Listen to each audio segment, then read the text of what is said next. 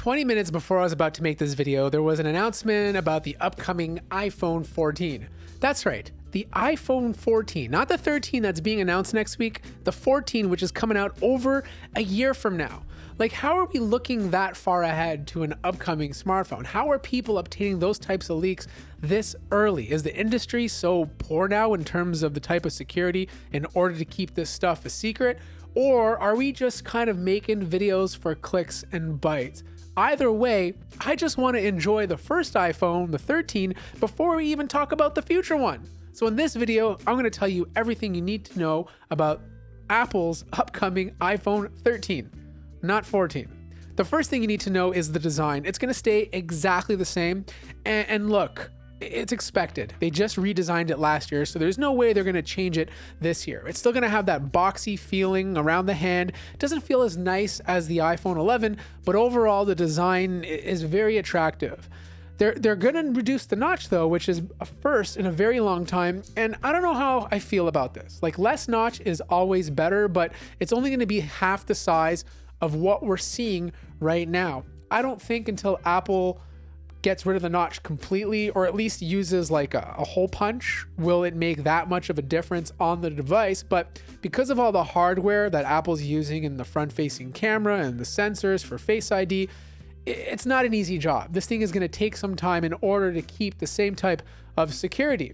They're going to release 4 devices. In fact, there was an FCC filing that went through showing 4 Apple devices that are, upcoming, which is obviously going to be the Mini, the 12, the 12 Pro, and the 12 Pro Max. But the other kind of tidbit of information was the MagSafe charging.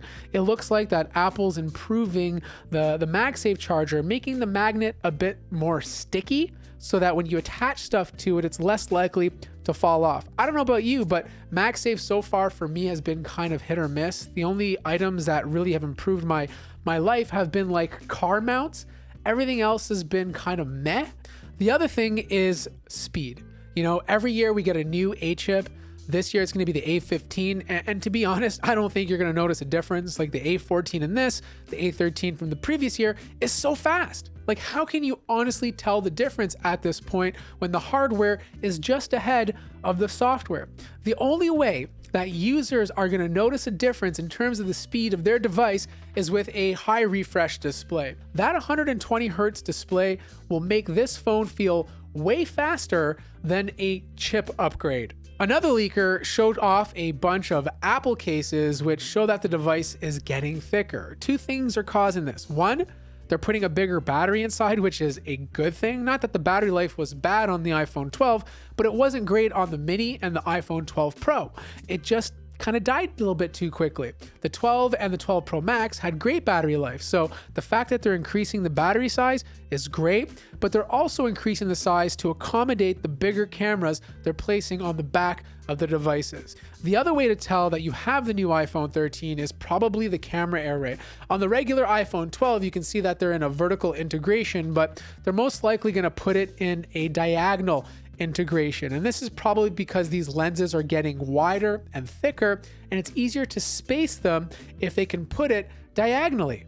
The other area that Apple has kind of been behind is charging. Like, I think right now we can charge these devices at around 22 watts, but I think we're going to see faster charging. And look, faster charging is always a great thing, as long as it doesn't ruin the battery, because when you put too much heat on that battery, I don't care how fast your charging is, it degrades the battery over time. So if they can make a minor improvement to that, maybe around 30 watts, that would be a good place to start.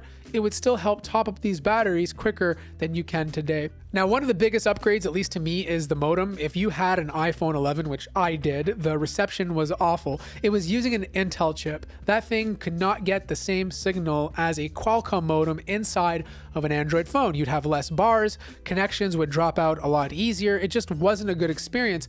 You moved up to the iPhone 12, things changed. They resolved some of those issues with Qualcomm, and they placed an X55 modem inside of them. And it's been great. Reception has been good, speeds have been fantastic, overall a great experience. But with the iPhone 13, they're moving to the X60, And Android phones already have this, and it makes a big difference. The X60 runs on a 5 nanometer architecture, whereas the X55 ran on 7, so better power efficiency. If you've ever been on 5G, you know that the battery takes a hit. There's going to be less of a hit when you're using an X60 modem. On top of that, it just does a better job of aggregating bands. If you're in a city where there's millimeter wave and other 5G spectrums, the X60 can combine them together, whereas the X55 could not. That means better throughput when you're using your data on your device. I will say this though, Apple does probably have a bunch of software tweaks they haven't talked about coming specifically to these iPhone 13s. One of them that's being rumored is portrait mode on videos. We've seen this on tons of Android devices, and I'm very curious how Apple does this because it blurs out the background, but it's not super specific. Like if you have hair blowing in the wind, or even me, and you look around the edges, it gets super soft and it ends up blurring it too, at least on all the Android devices I've seen so far. And I'm wondering if Apple has found a way to solve that issue. Like, can you imagine like a perfectly portrait video with like no fringing on the sides of the hair? I'm guessing this will be better done on the Pro and Pro Max since it has the LiDAR sensor and more sensors to work with. But if Apple nails this, that will be like pretty amazing. Now, will you use this? Probably not, but the fact that they could do this is just, a technological flex. And I think that's pretty cool. Now, if you're coming from an iPhone 12 or even an iPhone 11, I don't think these new iPhone 13s are going to be major upgrades for you. I mean, no phone is these days going from year or even 2 years later. It's just the hardware is so good now that to have a bad experience 2 years later is pretty tough to do. This is not 8 years ago where hardware was progressing super duper fast.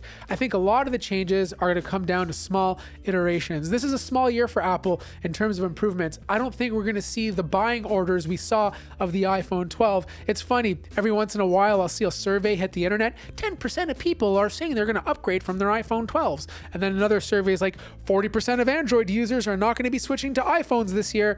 I just feel like these surveys are nonsense. It all comes down to upgrade cycles. And I feel like a lot of people took the jump on the brand new design of the iPhone 12, and maybe the iPhone 13 is going to have a slower year because the design is still very much the same. Anyways, I'm going to be reviewing and covering the iPhone 13 when it comes out. Make sure you subscribe to see that. And if you have any questions for those videos, make sure to drop them in the comment section down below. Like the video if you liked it, subscribe if you haven't already, and I'll see you guys in the next one.